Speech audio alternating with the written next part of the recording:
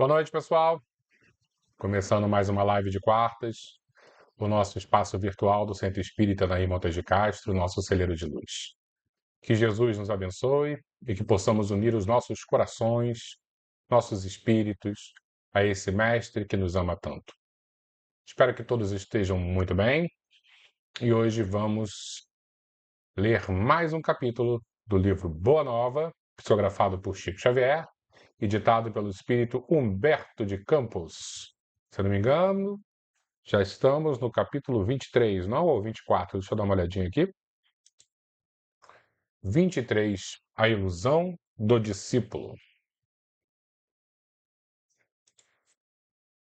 E hoje um tema bem interessante. Vamos falar um pouquinho sobre as questões que envolveram o coração de Judas Iscariotes. E assim, eu pensei em fazermos na nossa introdução uma pequena explanação, não sobre a vida de Judas, que seria algo mais complexo, e nós já tivemos em uma das nossas lives, nossa querida amiga Ana Bandeira falando sobre a vida de Judas, que fez muito sucesso esse tema. Depois, quem quiser, entra no YouTube e você vai encontrar lá esse vídeo, que foi, como eu disse, muito bom. Mas vamos falar um pouquinho sobre o que nos leva a cairmos tanto em tentação e tentar, de maneira bem superficial, explicar o que seriam as formas de obsessão que os espíritos nos apresentaram. Tá bom? Mas antes de iniciarmos, vamos dar aquela olhadinha para ver quem já está aqui conosco.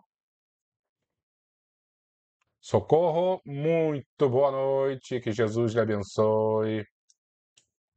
Espero que você esteja muito bem, se recuperando muito, muito bem, tá bom? Fica com Jesus, tá, minha querida? Silvia, muito boa noite, que Jesus também abençoe você, sua família, sua casa, seu lar. Seja muito bem. Oi, Palmira, que bom que você conseguiu. Vi aqui que você conseguiu. Muito boa noite para você, tá? Que todas as bênçãos também sejam levadas ao seu lar. Fica com Jesus. Denise, muito boa noite, Denise. Espero que você esteja muito bem. Amanhã, se Deus quiser, estarei com a sua filha. Marcelo, meu irmão Marcelo, tudo bom? Espero que você esteja muito bem. Acho que você deve estar ainda em Blumenau, né? Manda um beijão para Cacau. Maria Terezinha, muito boa noite. Que Jesus abençoe você, sua família, seu neto. Sérgio, meu amigo, amanhã, se Deus quiser, estaremos juntos também no nosso celeiro de luz. Lembrando que quinta-feira, às 7h45, temos estudos de Joana de Ângeles. E ficam sempre um convite a todos. Boa noite, Neia. Que Jesus abençoe você, sua família. Seja bem-vinda sempre. Marisa, como você está, Marisa? Um grande beijo no seu coração. Que Jesus ilumine você. Eu acho que já dá para a gente ir iniciando a nossa introdução e as pessoas vão chegando. E aí, mais tarde, a gente começa a leitura propriamente do livro. Então, como eu já havia antecipado, vamos falar um pouquinho sobre Judas Iscariotes. Lembrando que Judas era o único dos apóstolos, dos mais próximos de Jesus, que vinha da Judéia, a região mais badalada, a região mais intelectualizada, mais rica, mais próspera ali de Israel, né? Todos os pescadores, os primeiros discípulos, né? Os primeiros apóstolos de Jesus, eles vinham da Galileia. Pedro, João, Tiago, Barnabé, todos ali eram da região da Galileia. O único que não era dessa área mais pobre, mais humilde, menos intelectualizada, era Judas. E aí, nesse momento, a gente já começa a ver algum sinal, né, do quanto realmente só a intelectualização pode nos deixar cego, que nós precisamos muito mais usar os nossos corações do que o nosso intelecto, porque a chance de errarmos quando usamos o nosso coração, e principalmente quando esse coração está inclinado ao bem, é muito menor do que quando somente utilizamos a razão. A razão, a maioria das vezes, não é o suficiente. Precisa sempre do amparo, do apoio do Evangelho que está nos nossos corações, está nas nossas emoções. E assim, Judas, então, era desta área específica chamada Judéia, desta região.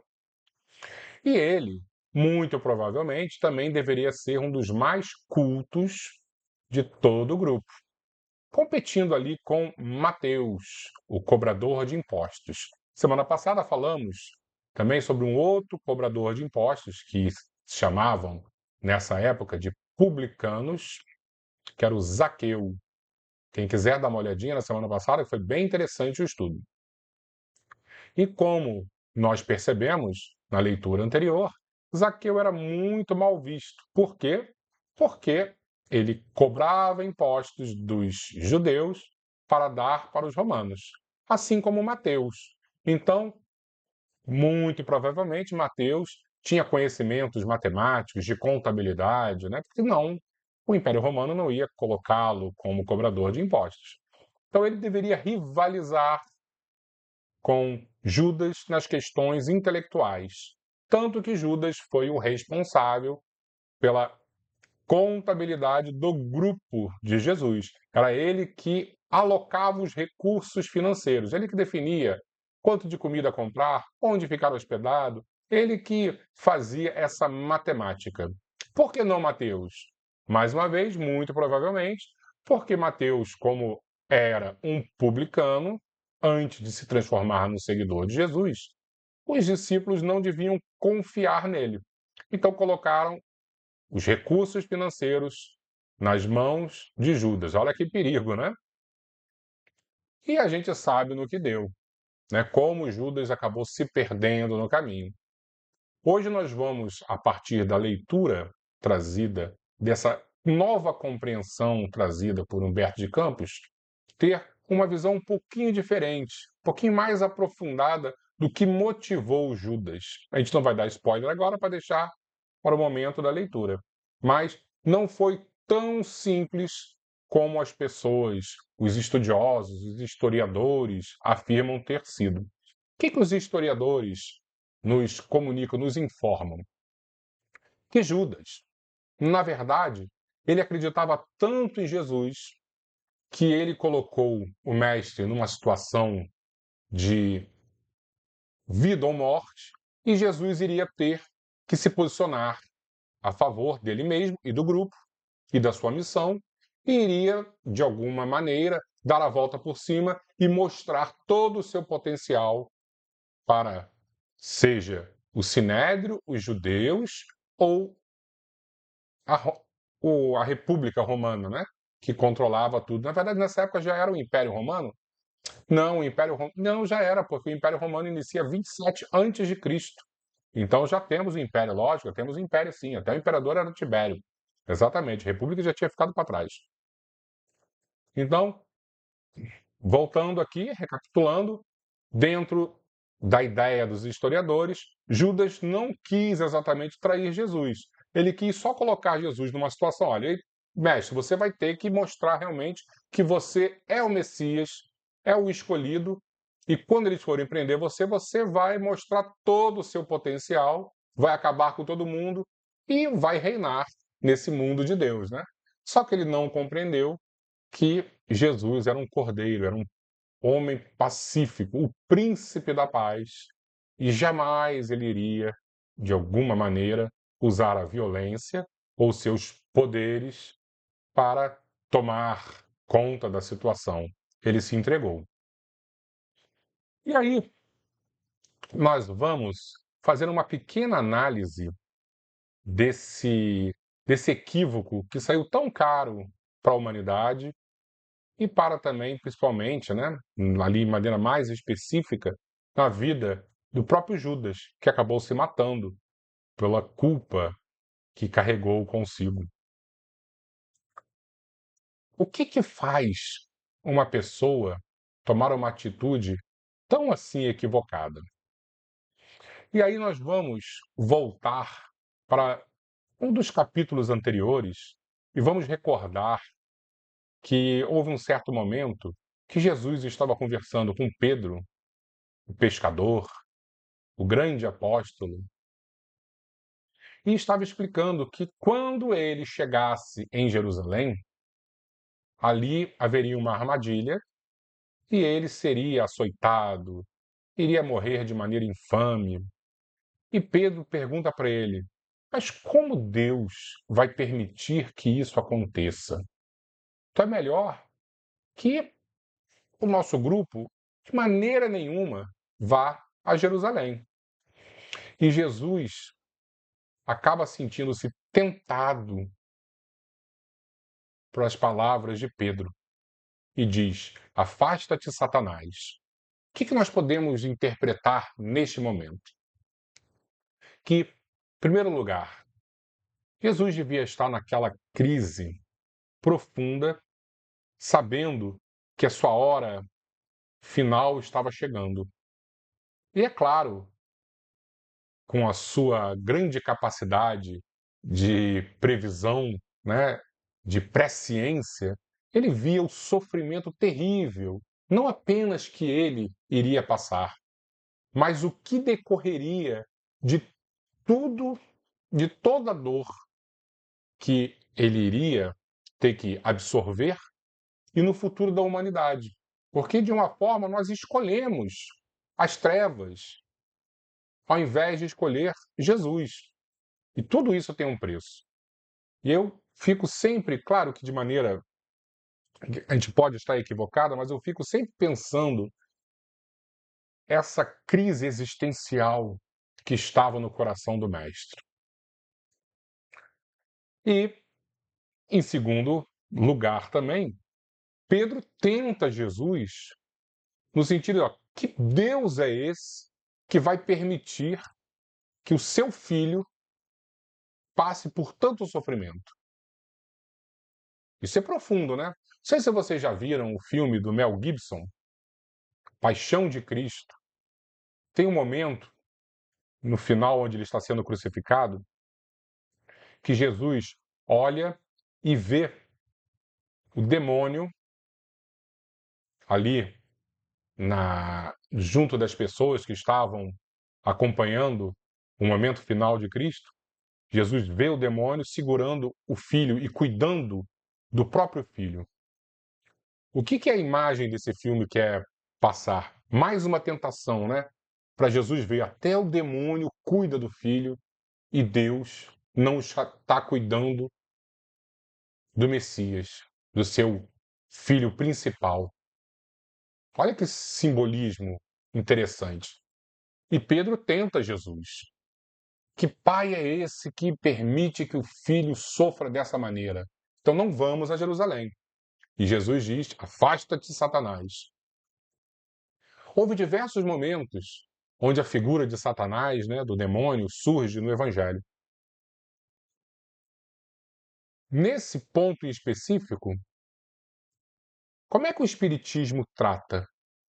Porque o Espiritismo, ele não acredita na figura em si do demônio.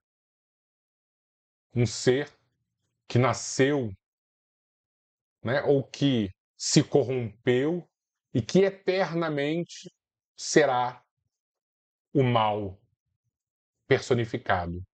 O Espiritismo não acredita nisso, porque os Espíritos nos dizem que sempre haverá um momento, não interessa quando, mas ó, imagina que nós temos toda uma eternidade, já que somos todos imortais, sempre haverá um momento de redenção, um momento de reflexão, um momento de reforma. Então, todos esses seres, em um certo dia, não saberemos quando, vão se arrepender. E Deus, pela sua infinita misericórdia, aceitará o arrependimento e o acolherá. Sempre haverá essa oportunidade. Então, a figura do demônio para o Espiritismo não é exatamente a mesma que para a Igreja Católica, por exemplo. Tanto que nós nem damos o nome de demônio. Nós vamos sempre citar que é um espírito desorientado, inclinado ao mal, mas não demônio.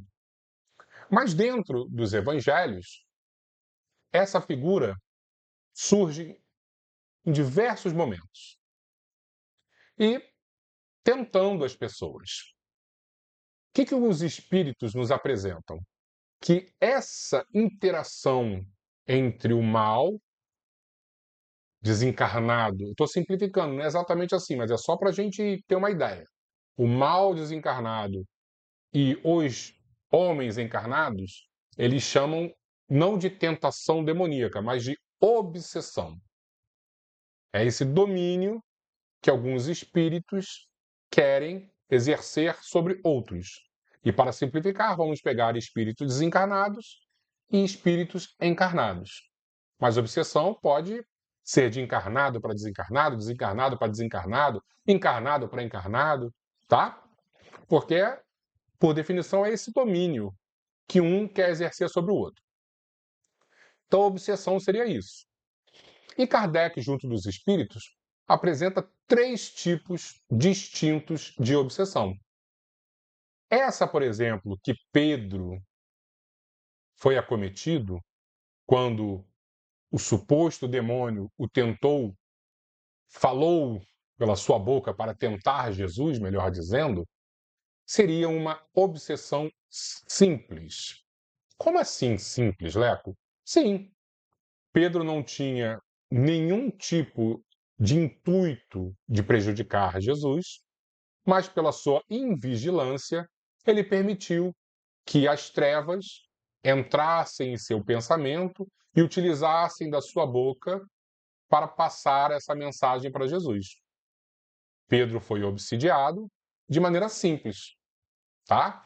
Quando existe uma ligação sutil de uma mente externa para a nossa mente, ok? Mas, além da obsessão simples, nós temos um outro extremo, que eles não chamam de complexa, não chamam nem de possessão, mas chamam de subjugação. E por que não é possessão, como nós encontramos em diversas situações nos evangelhos, pessoas que estavam possuídas pelo demônio?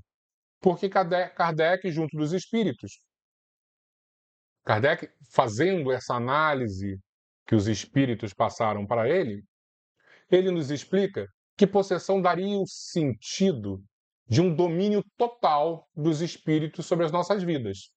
E não é assim que funciona.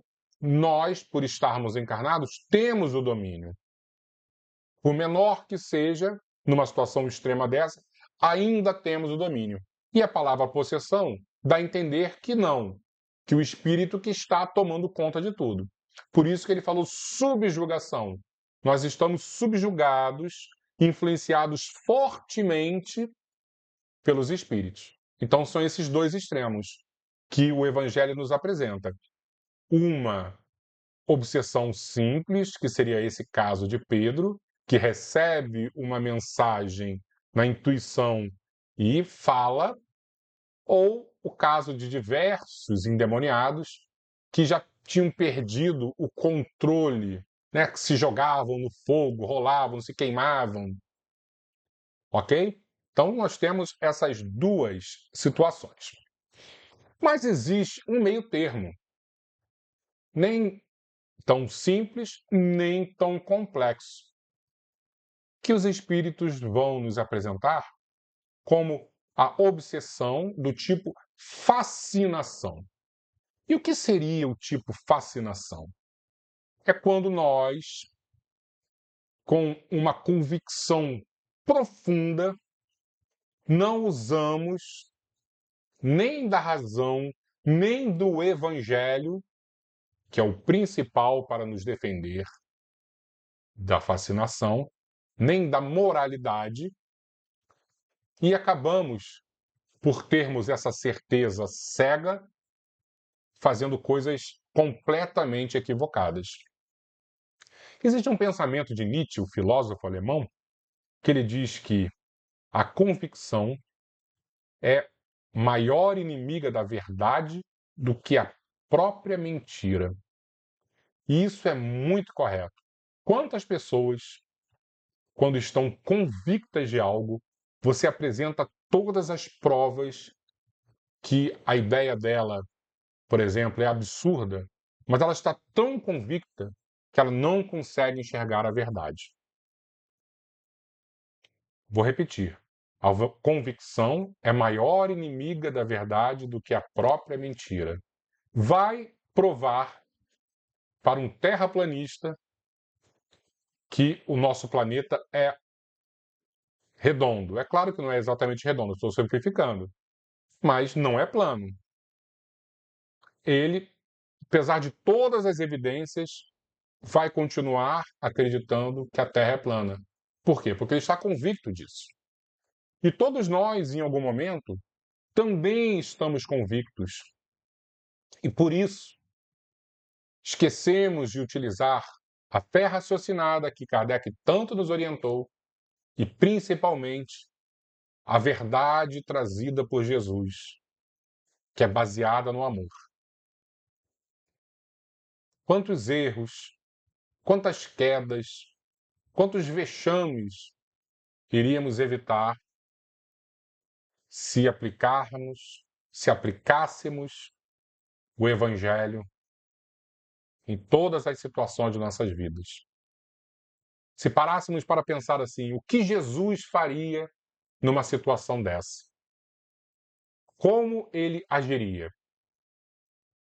Se utilizássemos esse simples pensamento, iríamos vencer rapidamente todas as influências obsessivas, principalmente as de fascinação.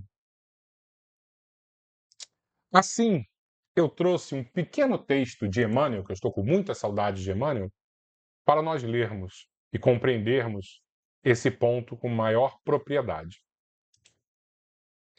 É do livro Fonte Viva,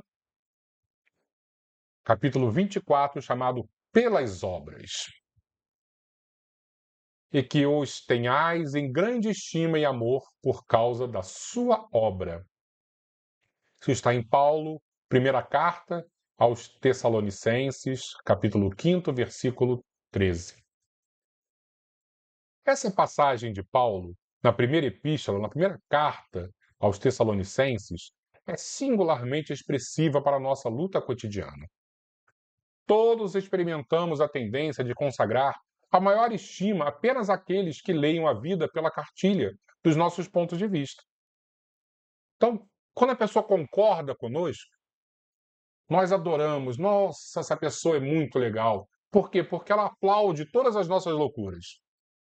Então, estar de acordo com os nossos ideais é o nosso queridinho. Nosso devotamento é sempre caloroso para quantos nos exposem os modos de ver, os hábitos enraizados e os princípios sociais. Todavia, nem sempre nossas interpretações são as melhores, nossos costumes os mais nobres e nossas diretrizes as mais elogiáveis. Então, nem sempre aqueles que concordam conosco estão certos, porque nós estamos errados em diversos momentos. Daí procede um impositivo de desintegração da concha do nosso egoísmo, para dedicarmos nossa amizade e respeito aos companheiros, não pela servidão afetiva com que se liguem ao nosso roteiro pessoal, mas pela fidelidade com que se norteiam em favor do bem comum. Então a gente não tem que adorar as pessoas que gostam da gente. Nós temos que admirar as pessoas que realmente trabalham pelo bem comum, pela coletividade, que é o antagônico ao egoísmo. Amar ao próximo é muito diferente. Amar ao próximo verdadeiramente é muito diferente de somente se amar. Nós precisamos viver amando a coletividade, trabalhando pela coletividade, pelo bem comum. Se amamos alguém tão só pela beleza física, é provável encontremos amanhã o objeto da nossa afeição caminho do monturo. O tempo passa, eu adoro essa pessoa porque essa pessoa é linda, daqui a pouco a pessoa envelhece, está feia. E aí? Vamos seguir, vamos admirar, vamos aplaudir apenas porque a pessoa é bonita? Se estimamos em algum amigo apenas a oratória brilhante, é possível esteja ele em aflitiva mudez dentro em breve. Se a pessoa fala tão bem, amanhã essa pessoa está muda. E aí? O que sobrou? Se nos consagrarmos a determinada criatura só porque nos obedeça cegamente, é provável estejamos provocando a queda de outros nos mesmos erros em que temos incidido tantas vezes. É imprescindível aperfeiçoar nosso modo de ver e de sentir, a fim de avançarmos no rumo da vida superior. Busquemos as criaturas, acima de tudo, pelas obras com que beneficiam o tempo e o espaço em que nos movimentamos. Porque um dia compreenderemos que o melhor raramente é aquele que concorda conosco, mas é sempre aquele que concorda com o Senhor, colaborando com Ele na melhoria da vida dentro e fora de nós. Então, o importante não é aplaudirmos, seguirmos, adorarmos aqueles que nos aplaudem, mas aqueles que seguem Jesus. E nesse momento a gente consegue compreender que, pelas obras, há 2000 anos, somente Jesus realmente tinha a verdade. Todos os seguidores também estavam perdidos. E por isso que o coração de Judas foi tão facilmente tocado, porque todos nós somos perdidos. Apenas o Mestre realmente conhece o caminho a ser trilhado, porque ele já andou por essa estrada pedregosa diversas vezes. Então, orar e vigiar é extremamente importante. Usar a razão, que é vigiar, e o evangelho, que é orar, justamente para nos proteger das influências daqueles que, por ignorância, não nos querem ver no caminho certo. E é isso que vamos fazer hoje, tentar compreender, através do belíssimo capítulo de Humberto de Campos, O Servo Infiel, sobre as dificuldades que Judas encontrou justamente por não ter em Jesus, apesar de todo o esforço do Mestre, o seu modelo e guia. Vamos lá. A ilusão do discípulo.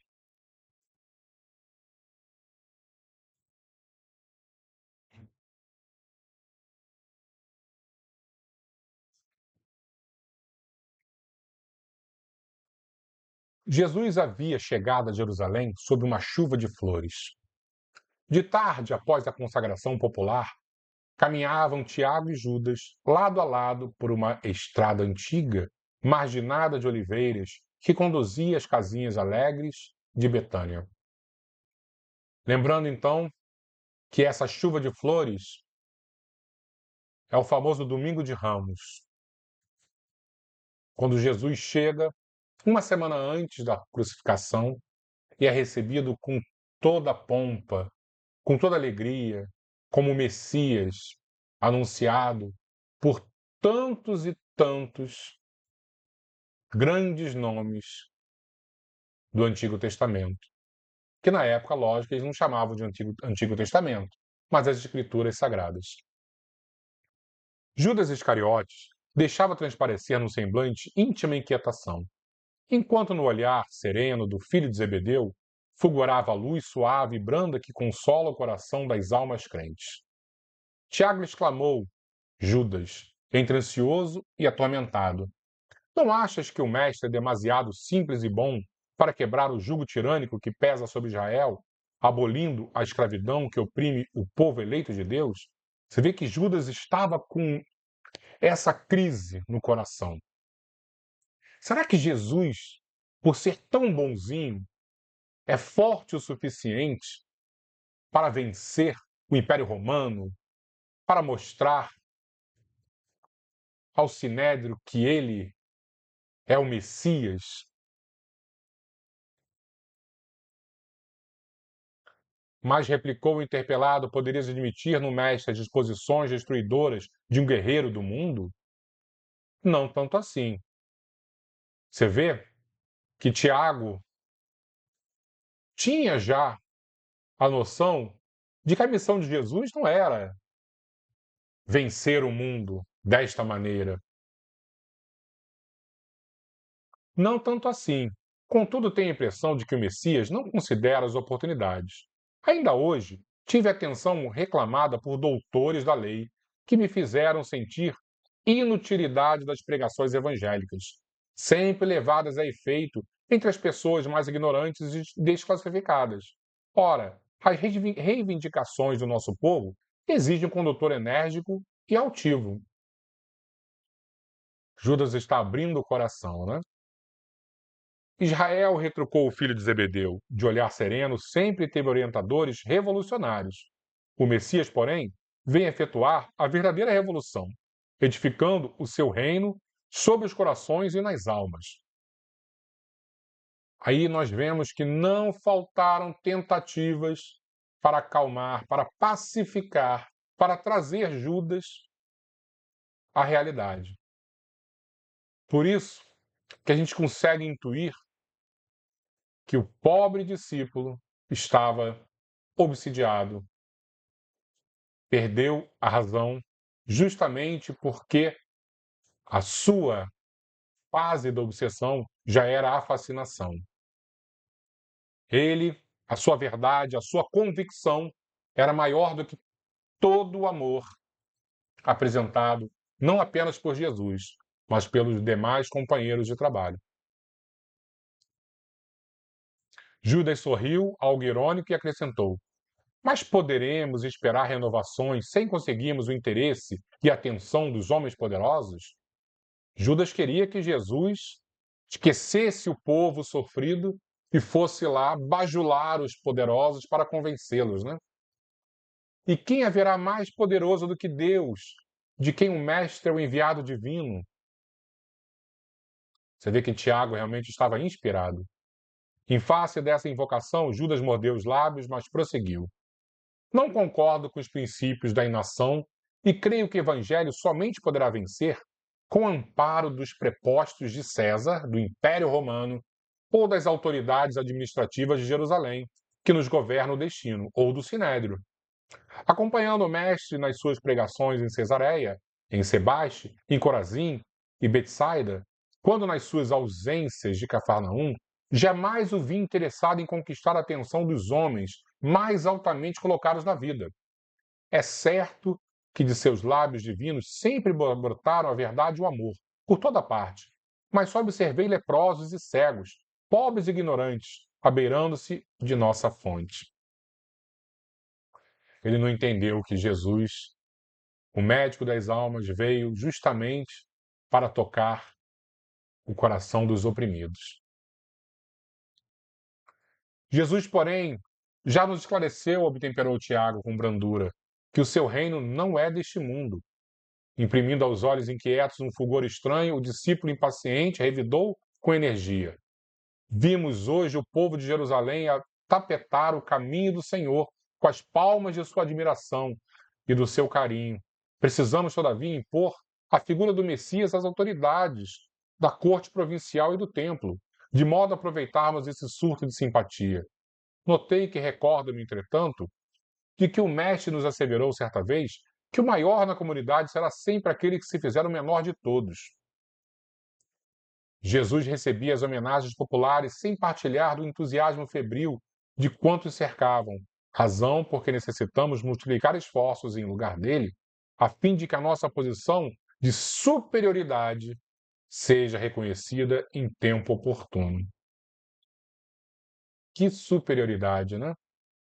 Você vê que Judas realmente estava cego, achando que em algum momento alguém ali era superior a outro. Somente o Mestre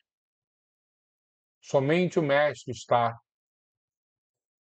acima de nós. Todos ainda somos espíritos tão perdidos. Principalmente aqueles que estão em posição de destaque na religião. Palestrantes espíritas, pessoas que divulgam o Evangelho do Cristo, todos nós somos grandes devedores e precisamos nos enxergar assim. Não com uma falsa humildade, eu sou tão ruim, e aí por dentro realmente se achando por ter se colocado no último lugar da fila, que no dia correto seremos reconhecidos em primeiro lugar. Não, mas tentar, como Sócrates, o filósofo grego, dizia, conhecer a si mesmo, justamente para que possamos corrigir da maneira apropriada as nossas dificuldades, nossas deficiências. Não podemos levar em conta esses excessos de teoria. Interpelado que vou ser hoje por amigos influentes na política de Jerusalém, farei o possível por estabelecer acordos com os altos funcionários e homens de importância para imprimirmos novo movimento às ideias do Messias. Você vê que Judas já estava com todo um plano arquitetado, segundo Humberto de Campos, para sentar-se com os poderosos e tentar, de alguma maneira, fazer uma virada de mesa para colocar Jesus numa posição onde ele, Judas, surgisse como o libertador. Judas, observou-lhe o irmão de apostolado, com doce veemência, vê lá o que fazes, socorreres-te dos poderes transitórios do mundo, sem motivo que justifique esse recurso, não será de respeito à autoridade de Jesus? Não terá o mestre visão bastante para sondar e reconhecer os corações? O hábito dos sacerdotes e a toga dos dignatários romanos são roupagens para a terra. As ideias do mestre são do céu, e seria sacrilégio misturarmos a sua pureza com as organizações viciadas do mundo. Além de tudo, não podemos ser mais sábios, nem mais amorosos do que Jesus, e ele sabe o melhor caminho e a melhor oportunidade para a conversão dos homens. As conquistas do mundo são cheias de ciladas para o espírito, e entre elas é possível que nos transformemos em órgão de escândalo para a verdade que o mestre representa. Judas silenciou aflito.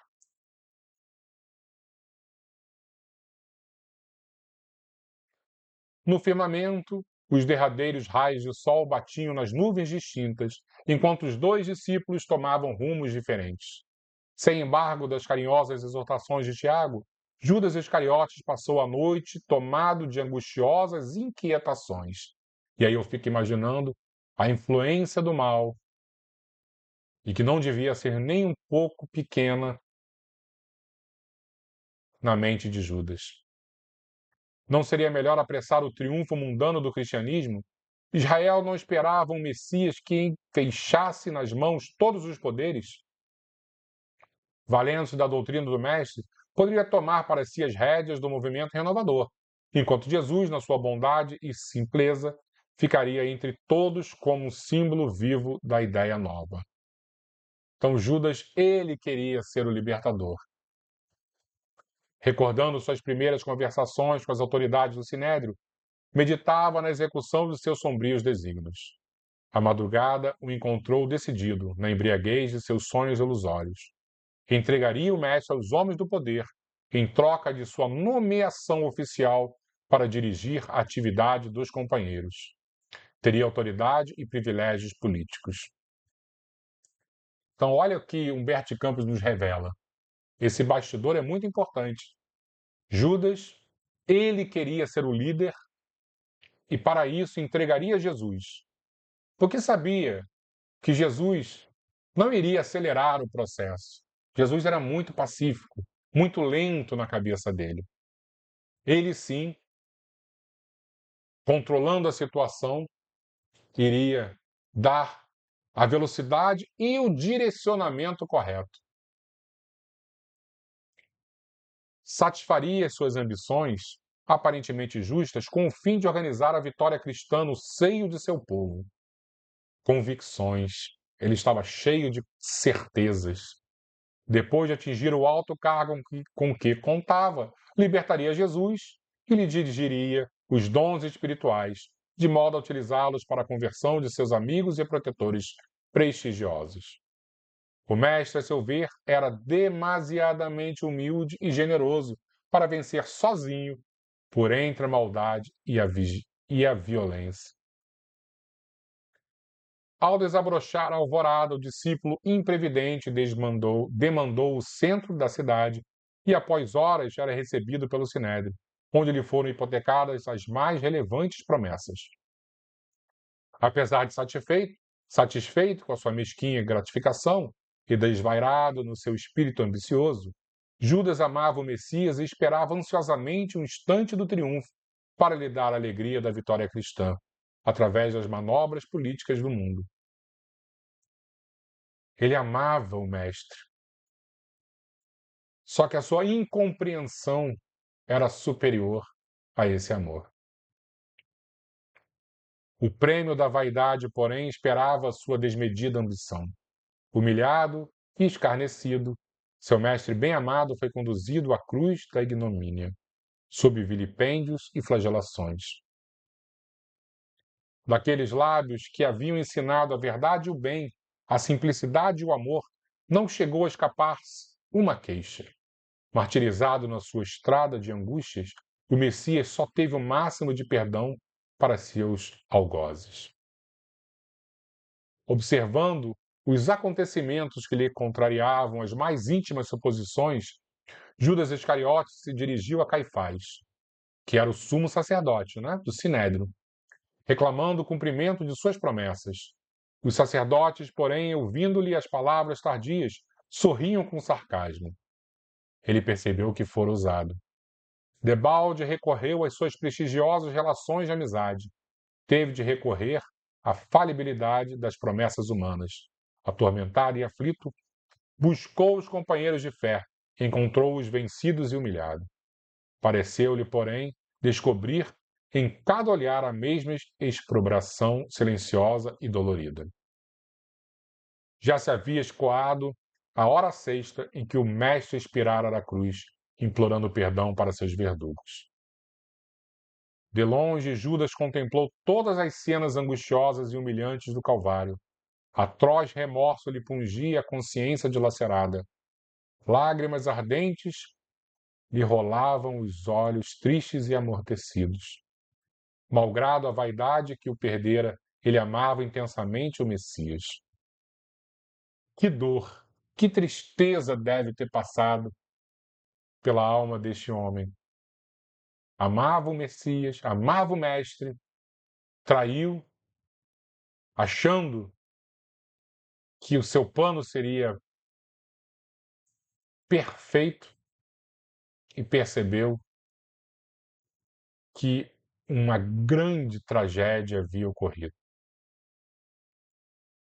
Em breves instantes, o céu da cidade impiedosa se cobriu de nuvens escuras e borrascosas. O mau discípulo, com um oceano de dor na consciência, peregrinou em derredor do casario maldito, acalentando o propósito de desertar do mundo, numa suprema traição aos compromissos mais sagrados de sua vida. Antes, porém, de executar seus planos tenebrosos, junto à figueira sinistra, ouvia a voz amargurada do seu tremendo remorso. Relâmpagos terríveis rasgavam o firmamento. Trovões violentos pareciam lançar sobre a terra criminosa a maldição do céu vilipendiado e esquecido. Mas sobre todas as vozes confusas da natureza, o discípulo infeliz escutava a voz do Mestre, consoladora e inesquecível, penetrando-lhe os refolhos mais íntimos da alma. Eu sou o caminho, a verdade e a vida. Ninguém pode ir ao Pai senão por mim.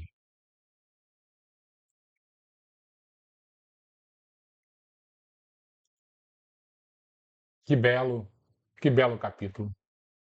E que ensinamento esse texto nos traz.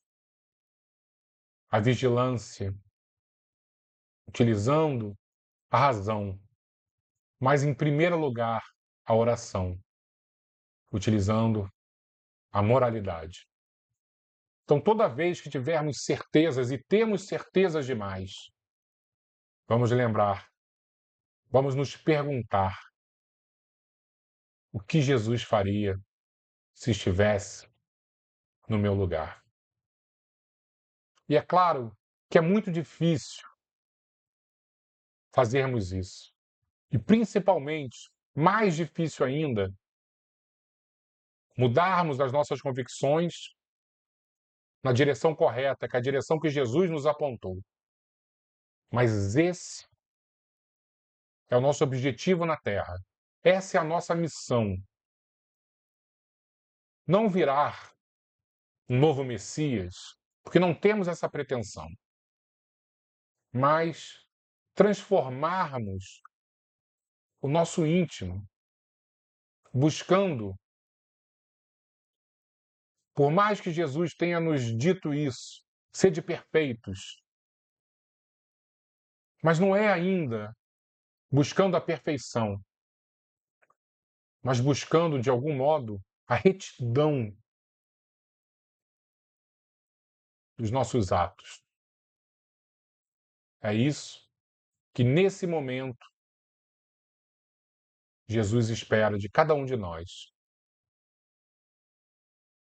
Mais uma vez, ele nos exortou a sermos perfeitos. E um dia seremos. Mas nesse momento, caminhar com a cabeça erguida já é o suficiente. E é isso que precisamos nesse instante de nossas vidas. Vamos fazer a nossa prece. Lembrando,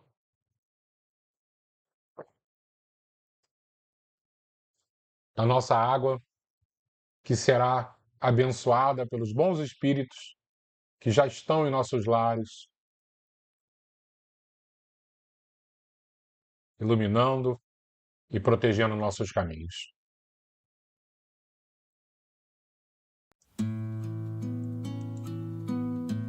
Vamos fechar os nossos olhos e vamos unir os nossos pensamentos a Jesus, nosso mestre, nosso amigo de todas as horas, aquele que nos orienta, que nos suporta, que nos acolhe, que nos protege. Mestre amado, quantos momentos nos sentimos fortes e preparados para a caminhada na Tua direção. Permite, Senhor, que nossas vidas possam ser direcionadas à Tua luz. Protege-nos, Mestre, para que a arrogância não nos cegue. E ajuda-nos, Senhor, para que as aves dos maus pensamentos não façam ninho em nossos corações. Nesse momento, pedimos em especial àqueles que não te conhecem e por isso te negam. Aqueles que por terem sofrido em teu nome, justamente porque os homens desvirtuaram o teu amor. Que esses possam compreender que toda dor, que todo erro tinha uma causa humana, que teu ensinamento é puro, é correto, leva à felicidade, que apenas o Senhor é o caminho, a verdade e a vida. E sem a tua palavra, jamais chegaremos a Deus. Obrigado, Senhor. Obrigado por tudo que recebemos, apesar de não merecermos. E se nós somos agraciados assim,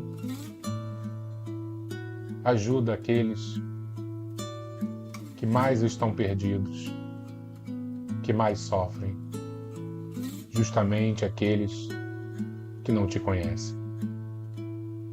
Assim seja, Senhor. Graças a Deus.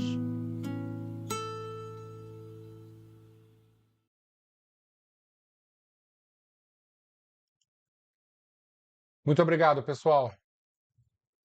Que Jesus nos abençoe e que possamos manter essa energia que nos visitou, essa energia de paz, de harmonia, de luz, de benevolência, que sempre nos acompanha. Possamos manter em nossos corações e nossos lares, junto de nossos familiares. Até semana que vem, se Deus quiser. Boa noite a todos.